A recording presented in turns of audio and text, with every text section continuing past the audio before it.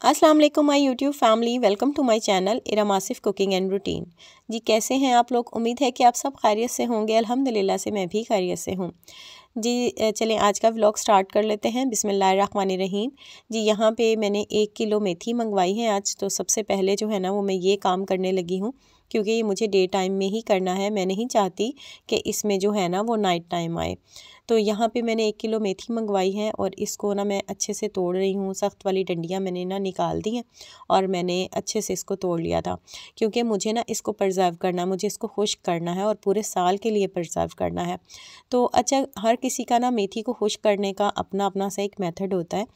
तो कुछ लोग ऐसा करते हैं कि इसके ना सिर्फ जो कोई गंदा पत्ता होता है बस वो निकाल देते हैं और एज़ इट इज़ इसको जो है ना खुश्क कर लेते हैं। वो कहते हैं कि खुशबू तो इसकी डंडी में भी होती है, तो फिर उसको हाथों की मदद से तोड़ लेते हैं। इससे क्या होता है कि डंडियाँ डंडियाँ अलग हो जाती हैं और जो पत्ते होते हैं उनका बिल्कुल ही चूरा हो जाता है। तो वो ना एक खूबसूरती नहीं आती। हम जिस चीज़ पे जितनी मेहनत करते हैं ना वो चीज़ उतनी ही अच्छी और प्यारी बन के हमारे लिए ना तैयार होती है। और चूँकि पूरे साल के लिए रखना होता है तो इसको बिल्कुल ऐसे ही रखें कि आप किसी भी चीज़ में डालें तो वह डाली हुई तिनके सामने नहीं आए बल्कि प्यारी लगे। तो इस तरह से ना मैं इसकी डंडियाँ बिल्कुल साफ़ कर रही हूँ और ये बिल्कुल खुश्क मेथी है, इसको पानी नहीं लगा हुआ। जो आपने खुश्क करने के लिए मेथी मंगवानी हो ना तो मेक श्योर कर लें कि उसको पानी ना लगा हुआ हो, क्योंकि जो दुकानदार होते हैं ना वो जो पत्तों वाली सब्ज़ियाँ होती हैं, पालक हो गई, मेथी हो गई, धनिया वगैरह, वो उस पर पानी छिड़कते रहते हैं ताकि सब्ज़ी जो है ना वो तरोताज़ा रहे। और लेकिन वो पकाने के लिए तो ठीक रहती है, लेकिन खुश्क करने के लिए कोशिश करें कि पानी लगा हुआ ना हो, इससे वो बहुत जल्दी जो है ना मेथी आपकी खुश्क हो जाएगी। तो यहाँ पे जी ये मैंने सारी इसकी डंडियाँ निकाल ली थी और इसके जो भी एक्स्ट्रा ख़राब पत्ते थे मैंने वो भी निकाल दिए थे, कोई येलो पत्ता था वो भी निकाल दिया था। तो बिल्कुल साफ़ सुथरे जो है ना ये पत्ते हैं।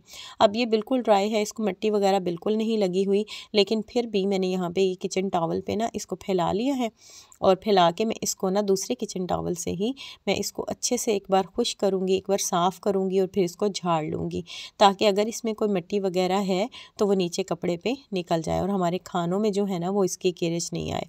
तो इस तरह से मैंने इसको सारे को ना अच्छे से साफ़ कर लिया था और सारी को झाड़ लिया था।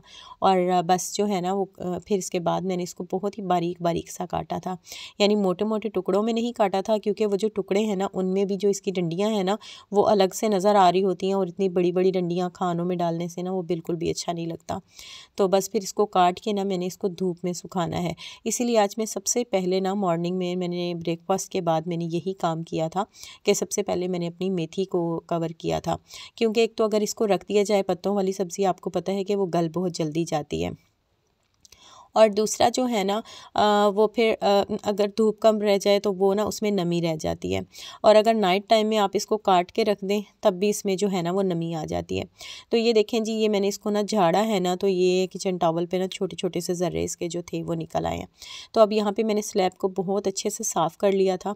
इसको मैं तकरीबन रोज़ ही जो है ना वो हर खाने के बाद बड़े अच्छे से साफ़ करती हूँ, क्योंकि मुझे आदत है मैं ना रोटी स्लैब पे ही बेलती हूँ, तो फिर मैं स्लैब की सफाई का बहुत ख्याल रखती हूँ। और वैसे भी सब्ज़ी वगैरह काटने के लिए भी ना डायरेक्टली मैं स्लैब पे भी काट लेती हूँ, कटिंग बोर्ड पे भी काट लेती हूँ, लेकिन मुझे स्लैब पे काटना भी अच्छा लगता है। तो जी यहाँ पे ये देखें, मैंने इस तरह से ना दरमियान में से कट लगाते हुए मैं इसको नाइफ़ से ना फटाफट से इस तरह से काट लेती हूँ। तो यहाँ पे ना मुझे पालक वगैरह हो या कोई भी चीज़ हो ना, इस तरह से काटना ना मुझे ईजी लगता है, बजाय इसको हाथ की मुट्ठी में लेके ना, तो वो मुझे मुश्किल लगता है।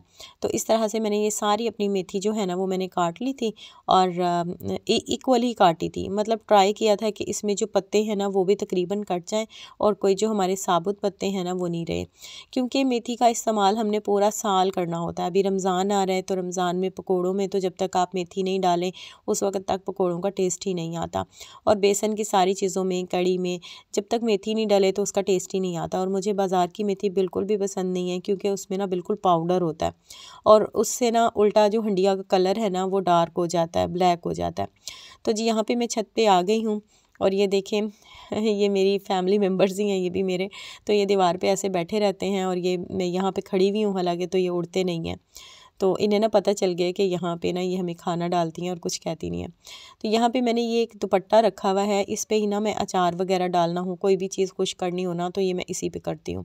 तो ये मैंने चारपाई पे सारा बिछा लिया था और बिछा के ना मैंने पतला पतला सा ना सारी जो मेथी थी ना वो इसको मैंने इस दुपट्टे के ऊपर ना बखेर लिया था। और इस बात की ना श्योरिटी करनी है कि इसको ना आपने किसी बर्तन में रख के या फिर सारा इकट्ठा रख के जो है ना वो ड्राई नहीं करना। फिर इसको में ना आपको बार बार से आके ना इसको ऊपर नीचे करना पड़ेगा, इसमें ना दोबारा से हाथ फेरना पड़ेगा ताकि इक्वल सारी ड्राई हो।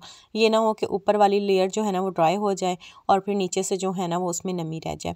इसलिए बेहतर जो है ना वो हल यही होता है कि एक दुपट्टा बिछाएं और इस पर सारी मेथी को देखिए मैंने कितना जो है ना वो बिल्कुल बारीक सी लेयर में ना सारी को मैंने बिछा दिया। और ये देखें जी, इन्होंने देखा कि मम्मा बाहर गई हैं और ये दोनों मेरी गुड़ियाँ जो है ना वो आगे पीछे आ रही हैं। और वो छोटी वाली आज पहली बार निकली है बाहर और वो खुश हो रही है, उसने अपने कपड़े भी गीले कर लिए थे। तो यहाँ पे ये मेरी ना मेथी ड्राई हो चुकी है, बिल्कुल खुश्क हो चुकी है। ये देखें, ये मैंने तकरीबन 11 बजे जो है ना वो मैं मेथी बाहर डाल के आई थी और मैंने असर के बाद इसको मैंने उठा लिया था। आजकल धूप इतनी तेज़ हो रही है ना कि ये बहुत अच्छे से ड्राई हो गई। और आप देखें इसके पत्ते कितने खिले खिले से हैं और इसका कलर कितना अच्छा ग्रीन है। तो ये जब आप खानों में डालेंगे ना तो बिल्कुल, अगर सम टाइम ऐसा होता है ना धनिया नहीं होता तो थोड़ी सी आप मेथी भी डाल लेंगे, वो धनिए का ही काम करेगी, खुशबू भी बड़ी अच्छी आएगी। हमारे यहाँ तो ये वाली मेथी मिलती है, आपके यहाँ अगर वो देसी मेथी मिले ना जिसके येलो कलर के फूल होते हैं तो उसकी खुशबू और ज़्यादा प्यारी होती है। तो और बहुत अच्छी, मतलब खानों में ना उसका जायका भी अच्छा होता है, खुशबू भी अच्छी आती है। तो आप वो भी ट्राई कर सकते हैं। तो यहाँ पे ये मैंने प्लास्टिक के जार में इसको फ़िल कर लिया था और बाकी की जो होगी ना वो मैं एक और जार में फ़िल कर लूँगी। अगर आप के पास 2 जार नहीं है तो आप बाकी की जो मेथी है उसको शॉपर में भी ना अच्छा सा एयर टाइट करके बंद करके उसको आप रख सकते हैं। और जब सीज़न आता है ना बरसात का तो उसमें बस जो रखी हुई मेथी हो ना, एक मरतबा उसको धूप लगवा लिया करें ताकि उसमें कोई फंगस वगैरह पैदा ना हो जाए, या फिर आप उठा के उसको फ्रिज में रख लिया करें बरसात के मौसम में। तो जी ये मेथी हमारी हो चुकी थी और अभी जो है ना वो मैं ये गमला ले आई हूँ एक, और इसकी मैं मिट्टी को सॉफ़्ट कर रही हूँ। यहाँ पे ना मैंने ना लहसुन छीलना शुरू किया था, तो उसके ना थोड़ी से वो जो बारीक बारीक वाले जवे होते हैं ना जिनमें टाइम ज़्यादा लगता है, तो वो मेरे रह गए थे, मैंने फ्रिज में रखा था कि बाद में कर लूँगी। और फिर कुछ दिन मुझे टाइम नहीं मिला इसको छीलने का दोबारा ना, तो और पेस्ट भी अभी मेरे पास मौजूद था, तो इन्होंने ना उगना शुरू कर दिया। तो मैंने कहा कि इसको वेस्ट नहीं करते, इससे ना काम लेते हैं।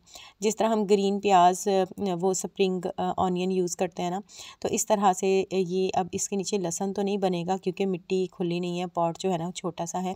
लेकिन ये है कि ये ना ग्रीन जब तैयार हो जाएगा ना तो फिर इसको ग्रीन को जो है ना वो मैं काट के तो इस्तेमाल कर लूँगी। लेकिन अल्लाह करे कि ये तैयार हो जाए, क्योंकि मैं भी ना इसको फ़र्स्ट टाइम ही कर रही हूँ।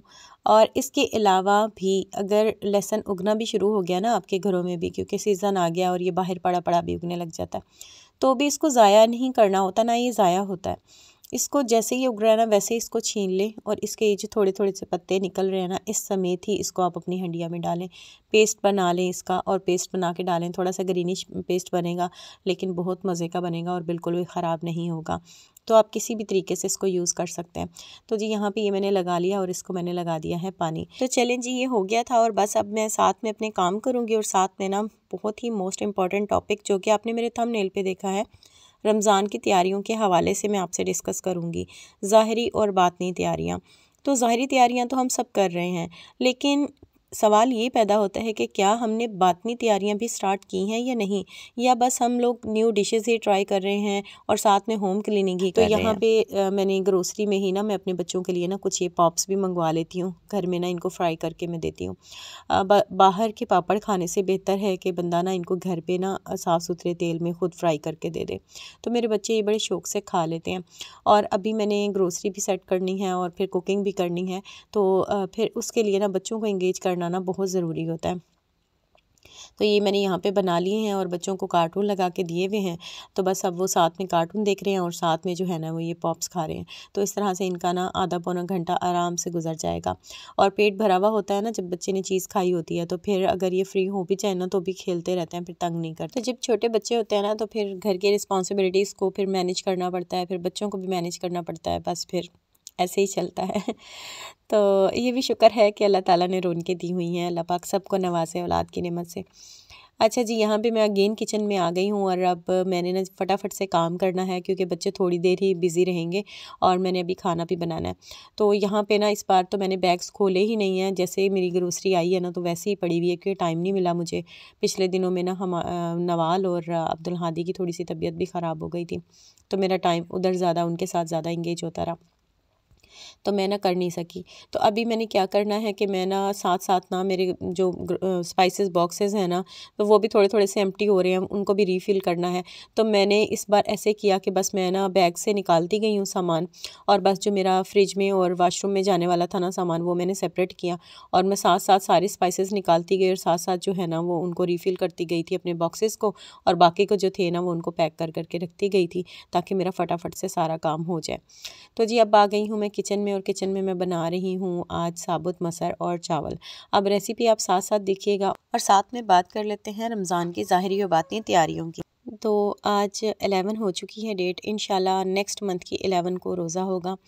तो एक माह रह गया है सिर्फ। आजकल जब भी हम यूट्यूब को खोलते हैं ना तो यूट्यूब पे ना सबसे पहले डैशबोर्ड पे यही रेसिपीज़ आ रही हैं, रमज़ान स्पेशल रेसिपीज़ या रमज़ान से पहले डीप क्लीनिंग और इस तरह की वीडियोस आ रही होती हैं। तो जी डीप क्लीनिंग भी करनी चाहिए, लेकिन ये सोचा करें कि क्यों करनी चाहिए।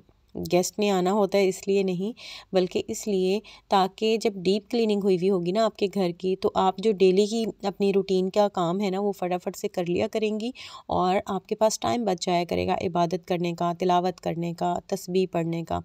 इसलिए हमें डीप क्लीनिंग जो है ना वो पहले करनी चाहिए। और उसके अलावा रेसिपीज़ भी बनानी चाहिए क्योंकि अल्लाह पाक ने कोई मना नहीं किया कि आप सिंपल खाना खाएं या फिर जो है ना वो आप स्पेशल खाना खाएं। जब आपने रोज़ा अल्लाह के लिए रखा है तो रोज़ा अफ्तार करके आपका जो मन चाहे आप वो खाएं। तो रेसिपीज़ भी बनाया करें, लेकिन सबसे पहले जब तैयारियों की बात होती है ना रमज़ान की तैयारी की, तो उसमें जो है ना वो सबसे पहले जो चीज़ आती है ना वो आती है हमारी सफाई की। ठीक है, हमारे घर की सफाई नहीं, हमारी अपनी सफाई, क्योंकि रोज़ा हमें रखना है। और हमारी सफाई भी दो तरह की होती है, एक ज़ाहिरी और एक बातनी। ज़ाहिरी सफाई में तो ये है कि नहाएं धोएं, साफ़ पाक कपड़े पहने और खुशबू लगाएं, लेकिन हमारी बातनी सफाई जो है ना वो उससे भी ज़्यादा ज़रूरी है, क्योंकि अल्लाह पाक ने ना आपके अमाल देखने हैं। तो हमें बातनी सफाई की तरफ तवज्जो देनी चाहिए।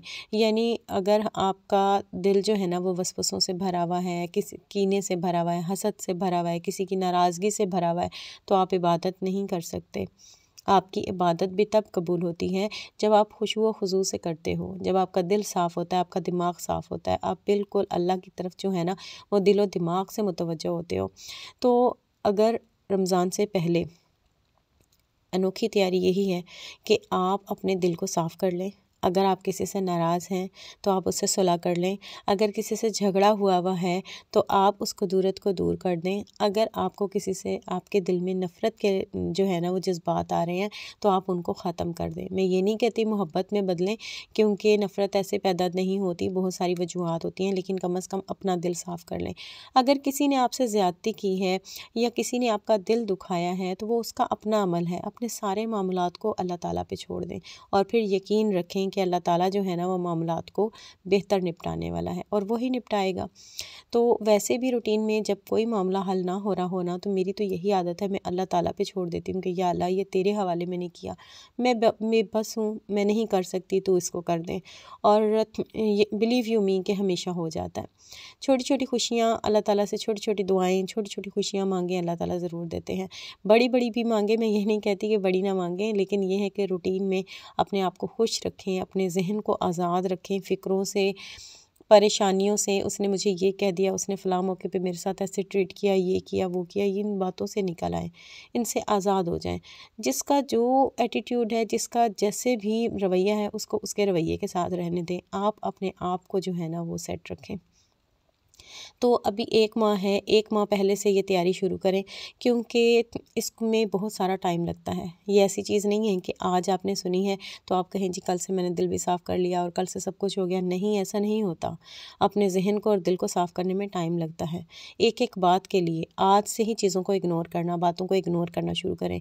जिससे नाराज़ हैं सबको माफ़ कर दें, अल्लाह ताला की रज़ा के लिए माफ़ कर दें। आसानियाँ पैदा करें दूसरों के लिए, दूसरों की हेल्प कर दिया करें। कहीं पे किसी को मसला आ रहा होता है तो उसको हेल्प कर दिया करें। कहीं पे किसी को आपकी ज़रूरत होती है, उसकी ज़रूरत पूरी कर दिया करें।